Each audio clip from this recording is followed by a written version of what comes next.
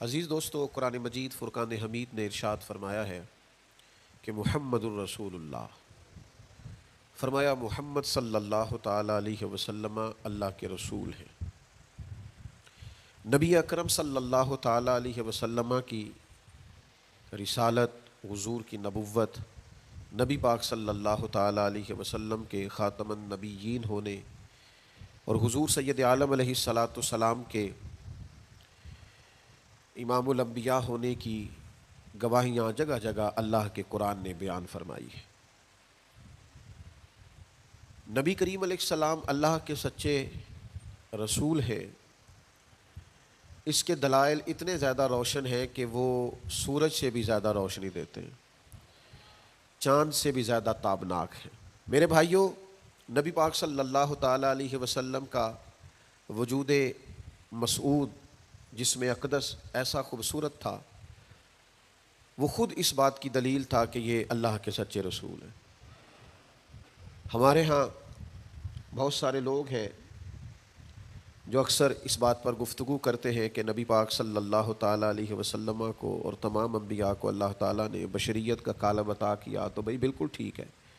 اعلیٰ حضرت رحمۃ اللہ علیہ نے لکھا ہے، حضور کی بشریت کا انکار کرنا تو کفر ہے۔ نبی پاک علیہ الصلاۃ والسلام بشر ہیں، لیکن جب سے دیکھا ہے لباس بشری میں تمہیں، ہر فرشتے کی یہ خواہش ہے کہ وہ انسان ہو جائے۔ یعنی آپ اس بات پر ذرا غور فرمائیں، اندازہ کریں کہ حضرت انس بن مالک رضی اللہ تعالیٰ عنہ فرماتے، حضور کسی رستے سے گزر جاتے تھے نا، تو جو بعد میں آتا تھا اسے خوشبو اتنی آتی تھی کہ پتہ چل جاتا تھا یہاں سے اللہ کے رسول گزر کے گئے۔ حضور علیہ الصلاۃ والسلام کو جو اللہ تبارک و تعالیٰ نے حسن عطا فرمایا اور جو کمالات عطا کیے، آپ غور فرمائیں گے کہ حضور کے پسینہ مبارک سے خوشبو آیا کرتی۔ اللہ کے رسول ہیں، اس پر اگر آپ دلائل دیکھیں، معجزات دیکھیں، کمالات دیکھیں، فضائل دیکھیں، شمائل دیکھیں تو انسان دنگ رہ جاتا۔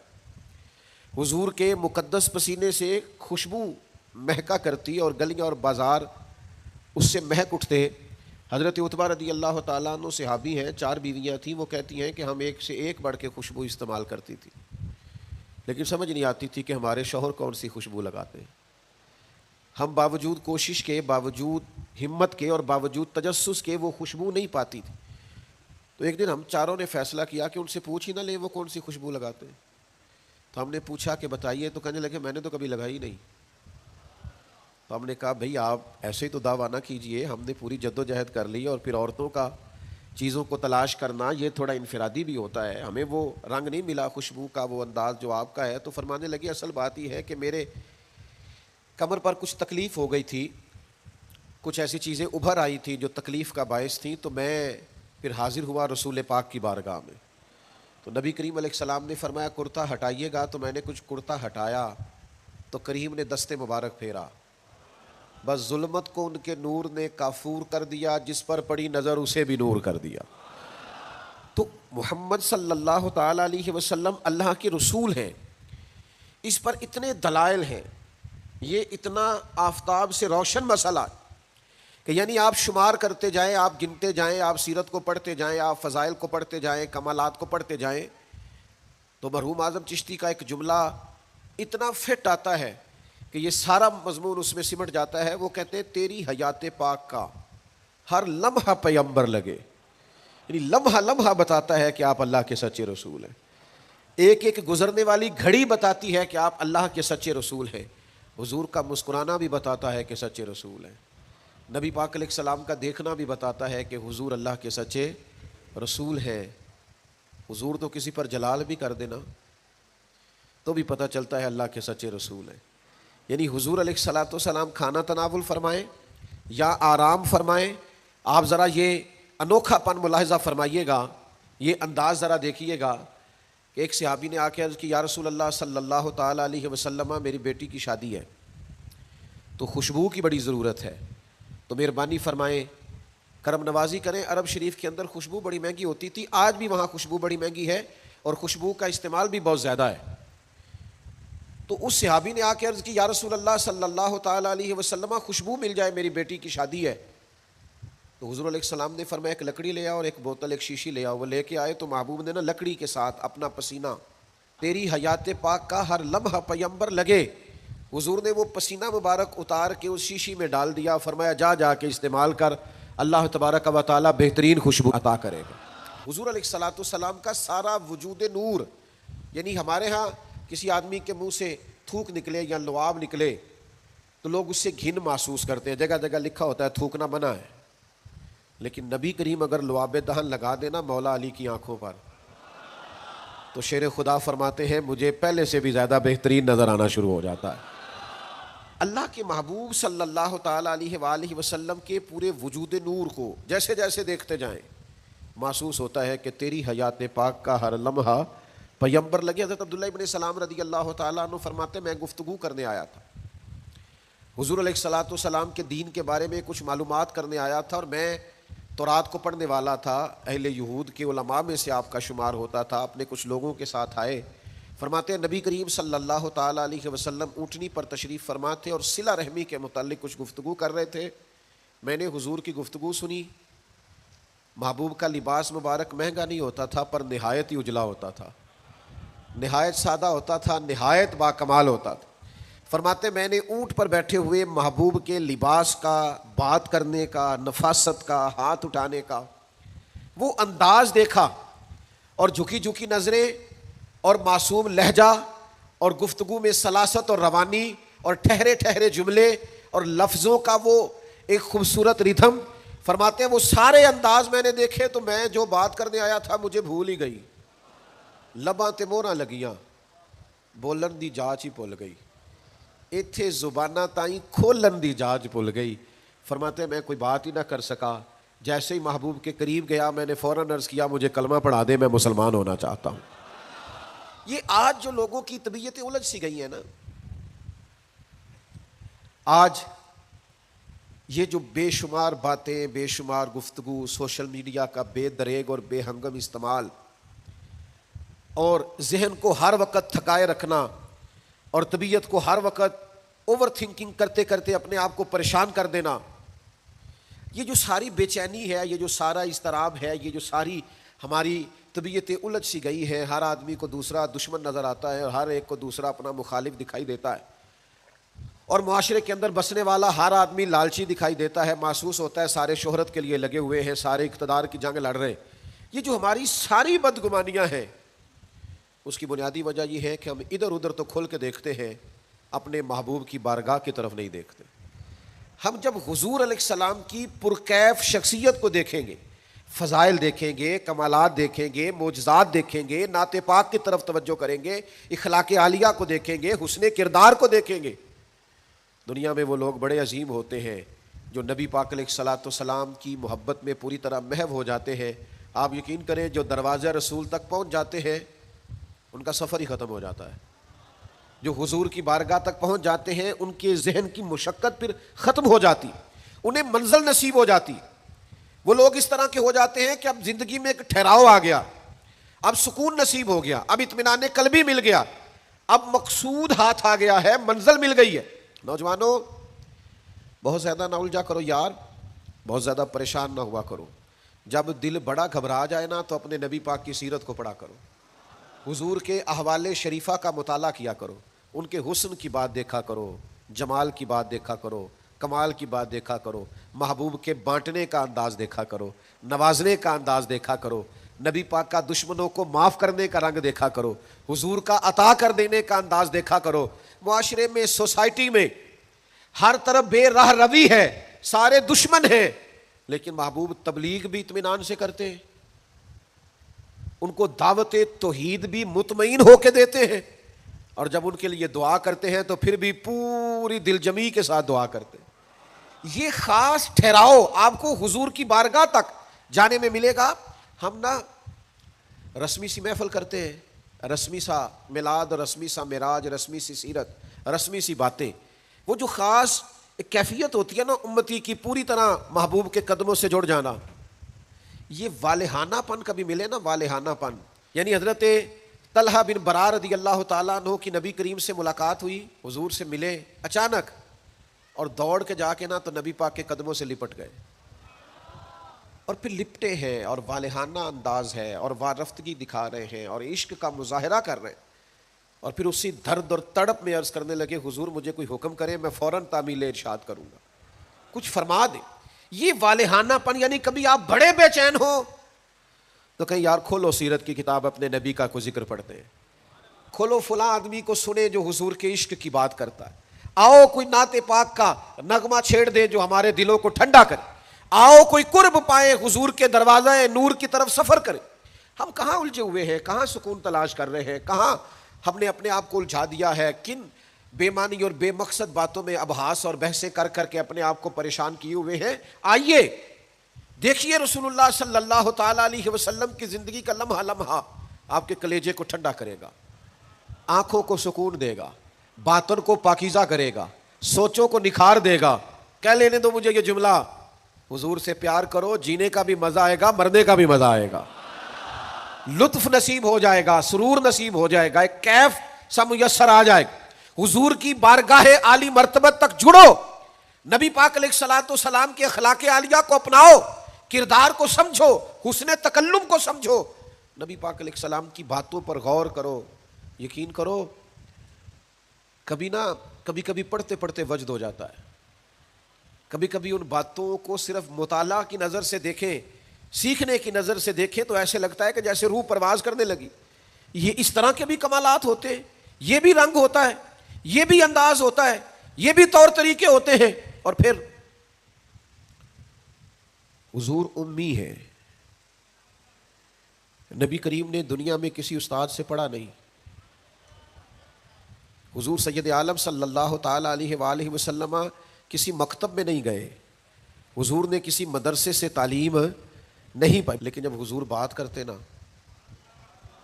جب محبوب حکمت کے موتی رولتے نا، جب نبی پاک علیہ الصلوۃ والسلام کوئی کلام کرتے نا، آپ یقین کریں ایسا انوکھا پن، ایسا نرالا فیصلہ، ایسی حکمت اور دانائی سے بھری ہوئی بات، یعنی جو فلسفیوں سے کھل نہ سکی اور نکتہ وروں سے حل نہ ہوئی، وہ بات ایک طیبہ والے نے بتلا دی چند اشاروں سے۔ حضور دو چار اشارے کرتے اور عقدے کھل جاتے۔ ایسی دانائی والی بات، ایسی قیمتی بات، ایسی انوکھی بات محبوب بیان کرتے۔ حضرت سعد بن عبادہ رضی اللہ تعالیٰ عنہ کے پاس نا فتح مکہ کے موقع پر جھنڈا تھا، وہ علم بردار تھے، جن کے پاس جھنڈا ہوتا تھا وہ آدمی سب سے آگے آگے ہوتا تھا۔ اب ایک وقت ایسا آیا کہ صورتحال اس طرح کی بن گئی کہ حضرت سعد بن عبادہ کو اس منصب سے ہٹایا جائے گا۔ بڑا مشکل فیصلہ ہے، انہوں نے کوئی ایسی معاذ اللہ غلطی بھی نہیں کی، لیکن حالات ایسے آ گئے ہیں کہ جناب سعد بن عبادہ کو ہٹانا پڑے گا، ان سے جھنڈا لیا جائے گا۔ صحابہ بڑے پریشان ہیں کہ حساس آدمی ہے، ان کی خدمات بہت زیادہ ہیں، کس طرح ان کو ہٹائیں گے، کیا کریں گے؟ نبی کریم کی بارگاہ میں عرض گزار ہے، یا رسول اللہ کیسے ہٹائیں حضرت سعد بن عبادہ کو؟ اور کیفیات اور حالات بھی ایسے ہیں کہ ہٹانا بھی پڑے گا۔ آج کل نا بہت سارے لوگ کام تو کرتے ہیں پر دانا نہیں ہوتے، جذباتی فیصلے، جذباتی باتیں، ایموشنل گفتگو، وقتی طور پر چیزوں کو بہتر کرنا، اور بس وقتی طور پر آج گزارا ہو کل دیکھی جائے گی، لیکن چیز کی گہرائی تک، اس کی اصل تک نہیں اترتے، اس کے سارے لوازمات کو نہیں دیکھتے، قبل از وقت منصوبہ بندی نہیں کرتے۔ ہمارا مزاج نہیں ہوتا، ہم ٹھہراؤ اپنی زندگی میں نہیں لاتے۔ نبی پاک چونکہ اللہ کے رسول ہیں، ہر لمحہ حضور کا پیغمبر لگتا ہے۔ اب حضرت سعد ابن عبادہ کو ہٹانا ہے اور ان کی جگہ کسی اور کو مقرر کرنا ہے، اور بندہ بھی بڑا حساس ہے اور بات بھی کوئی ایسی نہیں، تو کیا کریں؟ پتہ ہے نبی کریم علیہ السلام نے کیا کیا؟ حضور فرمانے لگے کوئی پریشانی نہیں، ہٹا دیتے سعد ابن عبادہ کو۔ حضور نے بلایا، فرمایا سعد میرا ارادہ بنا ہے کہ جھنڈا آپ سے لے لیا جائے۔ حضرت سعد ابن عبادہ نے ابھی گردن جھکائی تھی تو حضور فرمانے لگے میرا ارادہ ہے آپ سے لے کے آپ کے بیٹے کو دے دیا جائے۔ جو فلسفیوں سے کھل نہ سکا، جو نکتہ وروں سے حل نہ ہوا، وہ راز ایک طیبہ والوں نے بتلا دیا چند اشاروں میں، اور تیرے آگے ہے یوں دبے لچے فصحا عرب کے بڑے بڑے، کوئی جانے منہ میں زبان نہیں بلکہ جسم میں جان نہیں۔ ایسا کمال فیصلہ، ایسا انوکھا فیصلہ۔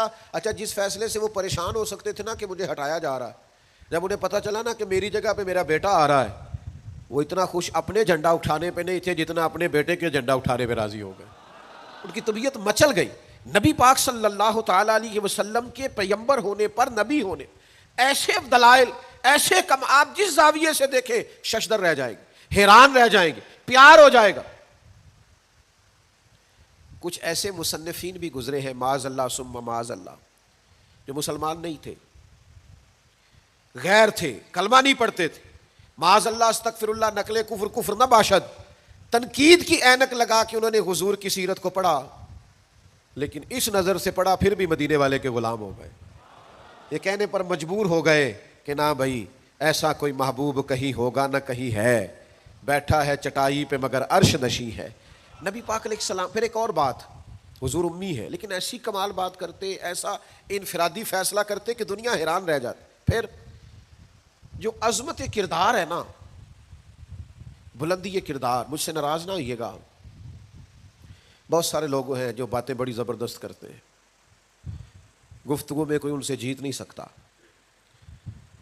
ان کا لب و لہجہ ایسا ہوتا ہے کہ شاید کسی بڑے سے بڑے عالم فاضل کو بھی بولنے نہ دے، لیکن عمل کی باری آتی ہے تو کمزور ہوتے ہیں، باتیں بیسیوں آتی ہیں، درجنوں آتی ہیں، نماز کا ٹائم ہوتا ہے تو بہانے بازی کرتے ہیں، وہ میرے کپڑے نہیں ٹھیک، بس دعا کریں انشاءاللہ شروع کر دوں گا، کہانیاں سناتے ہیں۔ کیوں اتنے بھولے بنتے ہیں؟ ہمیں سمجھ آتی ہے کہ آپ گفتار کے غازی ہیں، آپ باتوں میں صرف ساری چیزیں سیدھی رکھتے ہیں، آپ اس جگہ پہنچ ہی نہیں پا رہے۔ عمل، کردار، یہ بھی ایک مبلغ ہوتا ہے، آپ کا کردار بھی تبلیغ کرتا ہے، آپ کا لب و لہجہ بھی۔ حضرت امام جعفر صادق رضی اللہ تعالیٰ عنہ سے ایک شخص نے کہا تھا میں دین کی تبلیغ کرنا چاہتا ہوں، مجھے بتایا کیا کروں؟ تو امام جعفر صادق رضی اللہ تعالیٰ عنہ فرمانے لگے دین کی تبلیغ کرنی ہے تو بڑا آسان نسخہ ہے، دین پہ عمل کرنا شروع کر دیں، تبلیغ ہونی شروع ہو جائے گی۔ لیکن ہم نا عمل کی دنیا میں بڑے کمزور ہوتے ہیں، قربان جائیں۔ حضور علیہ الصلوۃ والسلام نے جس معاشرے میں آنکھ کھولی تھی وہ جہلاء کا معاشرہ تھا، ظلم تھا، ستم تھا، بربریت تھی، ان لوگوں کی سوچیں، ان کی باتیں، ان کا ظالمانہ مزاج بڑا انوکھا تھا، لیکن کمال کی بات ہے نا، چاروں جانب لوگوں کا مزاج ظالمانہ تھا، لیکن محبوب کو اللہ نے رحمت بنا کے بھیجا۔ ہر طرف لوگ ناانصافی کی بات کرتے تھے، لیکن محبوب نے انصاف کے بول کو ہمیشہ بالا رکھا، اس ترازو کو ہمیشہ بلند رکھا۔ ہر طرف لوگ حق کھا جاتے تھے، لیکن محبوب نے فرمایا حق کھایا نہیں جائے گا، حق دلایا جائے گا۔ کردار دکھایا، کردار۔ وہ جو تیری جان کے دشمن ہیں وہ بھی کہتے ہیں، وہ جو تیری جان کے دشمن ہیں وہ بھی کہتے ہیں امین تو ہے، صداقت کی آبرو تو ہے۔ دشمن بھی کہتے ہیں سچے تو بہرحال ہیں، امانت دار تو بہرحال ہیں، غلط بات تو بہرحال نہیں کرتے۔ یعنی دشمن بھی اگر اٹھ کے گواہی دے کہ اگر کسی نے کمال دیکھنا ہے تو آمنہ کے لال کو جا کے دیکھو، اگر کسی نے انصاف دیکھنا ہے، اگر کسی نے دھرتی پہ حسن دیکھنا ہے تو عبداللہ کے در یتیم کو دیکھو۔ وہ بھائی آپ سمجھے نا، عظمت کردار کے وہ موتی جو حضور نے عطا کی۔ دیکھیے باہر والوں نے جب دلیلیں مانگی تو حضور نے معجزات دکھائے، اور جب اپنوں نے دلیلیں مانگی، مکے والوں نے، قریش والوں نے، اپنے قبیلے والوں نے دلیل مانگی، آپ نبی ہیں تو دلیل کیا ہے؟ تو اللہ کا قرآن کہتا ہے کہ محبوب نے کہا فقد لبثت فیکم عمرا من قبلہ افلا تعقلون، اور میں نے تمہارے بیچ عمر گزاری ہے ساری، تمہیں عقل نہیں؟ میں کوئی باہر سے نہیں آیا، میں نے 40 سال تمہارے اندر گزارے ہیں، میرے جیسا کوئی سچا ہے تو دکھاؤ، کوئی دیانتدار ہے تو دکھاؤ، کوئی پاکیزہ مزاج ہے تو دکھاؤ، کوئی اس طرح کا ستھرا ہے تو دکھاؤ، کوئی اس طرح کا مزکی ہے تو دکھاؤ، تمہارے بیچ میں نے وقت گزارا ہے۔ باقیوں کو نبی پاک نے معجزات بطور دلیل دیے، اور جب اپنوں نے دلیل مانگی تو حضور نے فرمایا میری سیرت دیکھ لو، میرا کردار دیکھ لو، میرے شب و روز دیکھو۔ فقد لبثت فیکم عمرا من قبل، میں نے اس سے پہلے عمر کا حصہ تمہارے بیچ گزارا ہے، افلا تعقلون، تمہیں عقل نہیں؟ دوستو تھوڑا سا نا کردار پر بھی توجہ کرنی پڑے گی، اپنے آپ کو تھوڑا سا تبدیل کرنا پڑے گا۔ میں آپ کی خدمت میں عرض کروں، دولت سے لوگوں کو جیتا نہیں جا سکتا، دولت تو لوگوں کو لالچی بنا دیتی ہے۔ آپ کسی کو پیسے دیں، 10,000 دے، اگلی دفعہ وہ 25 مانگے گا، تو آپ 50 دے، اگلی دفعہ لاکھ مانگے گا، اس کی بھوک تو بڑھتی ہے۔ آپ عہدے کے زور پر بھی لوگوں کے محبوب نہیں بن سکتے، اس لیے کہ پھر وہ شخصیتوں سے پیار نہیں کرتے، کرسیوں سے پیار کرتے۔ آپ کرسی پہ ہیں تو آپ اچھے لگتے ہیں، جب دوسرا آئے گا تو اس کو سلوٹ کر لیں گے۔ نبی پاک علیہ الصلوۃ والسلام نے فرمایا اگر تم کسی شخص کو قائل کر سکتے ہو اور اس سے محبت بڑھا سکتے ہو تو ایک ہی صورت ہے، اور وہ تمہارا حسن اخلاق ہے۔ اللہ کے محبوب صلی اللہ تعالی علیہ وسلم نے خلق کے ساتھ، کردار کے ساتھ نبی پاک علیہ السلام نے محبت کے ساتھ، زید بن دسنہ بہت بڑے یہودیوں کے عالم تھے، ایک دن حضرت بلال حبشی رضی اللہ تعالیٰ عنہ سے کہنے لگے سنا ہے نبی پاک علیہ السلام کی بارگاہ میں جب بہت سارے مہمان آتے ہیں تو آپ کو کچھ قرض بھی لینا پڑتا ہے. جناب بلال کہنے لگے لینا پڑتا ہے. کہنے لگے مجھ سے لے لیں، میرے پاس اضافی پیسے پڑے ہیں، آپ نے دے ہی دینے. حضرت بلال نے لے لیے، ایک ٹائم مقرر ہو گیا، فلاں دن پیسے واپس کرنے. اپنی وعدے میں 3 دن رہتے تھے. نبی پاک علیہ الصلوۃ والسلام مدینہ طیبہ کے چوک میں کھڑے ہیں، ساتھ حضرت عمر فاروق رضی اللہ تعالیٰ عنہ. یہ وہاں پہنچ گئے یہودیوں کے عالم، آ کے کہنے لگے وہ میری رقم واپس کریں. تو حضور نے فرمایا ابھی تو وعدے میں 3 دن رہتے ہیں. تو اس سے بڑے سخت جملے کہے. آپ کی توجہ ہے میری بات پر؟ سمجھ آ رہی ہے میری باتوں کی؟ چڑھانے والے اتنے خطرناک نہیں ہوتے جتنے چڑھ جانے والے خطرناک ہوتے ہیں. اتنی جلدی کسی کی باتوں سے چڑھا نہ کرے. یعنی ہر ایک کوئی دشمن بنا لیتے ہو، جس کا سٹیٹس ہی نہیں آپ کے ساتھ کھڑے ہونے کا اسے بھی دشمن بنا، اور دعا کرو کہ دشمن بھی خاندانی ہو. ہر ایک کوئی دشمن مان لیتے ہو، اسے بھی میرا اختلاف ہے، یہ بھی مجھ سے حسد کرتا ہو. چھوڑے یار، آپ کا کوئی سٹیٹس ہی نہیں ہے، سب کے ساتھ آپ کا مقابلہ شروع ہو جاتا ہے. کہیں رکے تو صحیح. کہیں وہ جو 3 بندے وہاں کھڑے ہیں، وہ جو 4 وہاں کھڑے ہیں، وہ جو 5 وہاں کھڑے ہیں، وہ میرے خلاف باتیں کر رہے ہیں. وہ یار آپ بلا وجہ پریشان ہیں، وہ کوئی اور گل پہ کر دینے تو ہڑی نہیں کر دے. وہ کوئی بلا وجہ دشمن بنا لینا، چڑ جانا، ذرا سی بات پہ ڈسٹرب ہو جانا، بہت زیادہ پریشر اپنے ذہن پہ ڈالنا، اس سے بندہ کمزور پڑ جاتا ہے. انہوں نے سخت جملے کہے، لیکن نبی کریم صلی اللہ تعالی علیہ وآلہ وسلم نے نا کسی بات کا کوئی جواب نہیں دیا. حضرت عمر نے تلوار نکال لی. تو حضور فرمانے لگے عمر آپ نے تلوار نکال لی ہے، آپ کو چاہیے تھا انہیں کہتے مطالبہ نرمی سے کریں اور مجھے کہتے ان کی رقم واپس کریں. فرمایا چھوڑو، یہ جو وقار ہوتا ہے نا یہ آدمی کے قد کاٹ کا پتہ دیتا ہے. یہ جو حوصلہ ہوتا ہے یہ اس کی تعلیم کا، اس کی تربیت کا، اس کے علم کا، اس کے بڑے ہونے کی خبر دیتا ہے. حضرت عمر سے حضور نے فرمایا چونکہ انہوں نے اب پہلے مطالبہ کر لیا ہے تو ہم ایسا کرتے ہیں پہلے ہی پیسے دے دیتے ہیں. فرمایا آپ ان کو ساتھ لے جائیں، فلاں جگہ کھجوریں پڑی ہیں تول کے دے دیں، اور جب ان کا قرض پورا ہو جائے نا تو یہ جو آپ نے ان کو غصہ دلایا نا تھوڑی کھجوریں زیادہ بھی دے دیجیے گا، تھوڑی مٹھائی بھی دے دینا، قربان جائیں. حضرت عمر رضی اللہ تعالیٰ عنہ فرماتے ہیں میں حضور کے حکم کا پابند تھا، میں ان کو ساتھ لے گیا اور لے جا کر کے کھجوریں تول کے دے رہا ہوا. مجھے ان پہ غصہ ہے، وہ مجھ سے ہلکی باتیں کرنے لگ گئے حضور کے اخلاق کے بارے میں، نبی پاک کی بردباری کے بارے میں. تو مجھے جلال تھا، میں نے کہا تو کھجوریں لے، زیادہ باتیں نہ کر. میرا اپنا ایک خیال تھا کہ انہوں نے بڑے سخت جملے کہے ہیں. تو فرماتے انہوں نے میرا ہاتھ تھا اور کہنے لگے عمر یار میرے اوپر جلدی نہ کر، میرے درد کو سمجھ، میں تورات کا عالم ہوں، میں نے اللہ کے آخری نبی کی جتنی نشانیاں تورات میں پڑھی ہیں ساری مدینے والے محبوب میں پائی جاتی ہیں. ایک نشانی میں نے یہ پڑھی تھی کہ جتنا جتنا کوئی جہالت کرتا جائے گا نبی پاک کا علم اتنا ہی غالب آتا جائے گا، حضور کی بردباری اتنی بڑھتی جائے گی. تو میں نے نا جان بوجھ کے حضرت بلال کو پیسے دیے تھے، اور 3 دن پہلے میں نے واپسی کا مطالبہ بھی جان بوجھ کے کیا تھا. میں نبی کریم کا حلم دیکھنا چاہ رہا تھا، میں وہ تورات کی نشانی دیکھنا چاہ رہا تھا، اور پھر میں نے سخت جملے بھی جان بوجھ کر کیے. پر قربان جاؤں مدینے والے کو جس اینگل سے بھی دیکھا ہے اللہ کا سچا رسول ہی پایا. محمد الرسول اللہ، محمد اللہ کے رسول ہے صلی اللہ علیہ وسلم. اب وہ کہنے لگے جناب عمر سے مجھے لے جائے نا، میں نے حضور کا کلمہ پڑھنا ہے، مجھے لے جائے بارگاہ تک، میں نے نبی پاک علیہ السلام کی غلامی کا پٹا گلے میں ڈالنا ہے. تو میرے بھائیوں نبی پاک علیہ السلام کی بارگاہ تک رسائی پائیے، حضور کی عالی مرتبت بارگاہ کی طرف اپنے آپ کو لے کر کے جائیے. آج اگر ہم اطمینان چاہتے ہیں ذہنی طور پر بھی، قلبی طور پر بھی، روحانی طور پر بھی، فکری طور پر بھی، تو ایک ہی راستہ ہے، اپنے آپ کو حضور سے وابستہ کریں. ہم جس طرح کی آزمائشوں کا دن رات شکار ہے، اور جس طرح سے ہمیں نئی نسل الجھی ہوئی، بے چین، بے قرار اور مضطرب نظر آتی، اس کا کوئی اور حل نہیں ہے.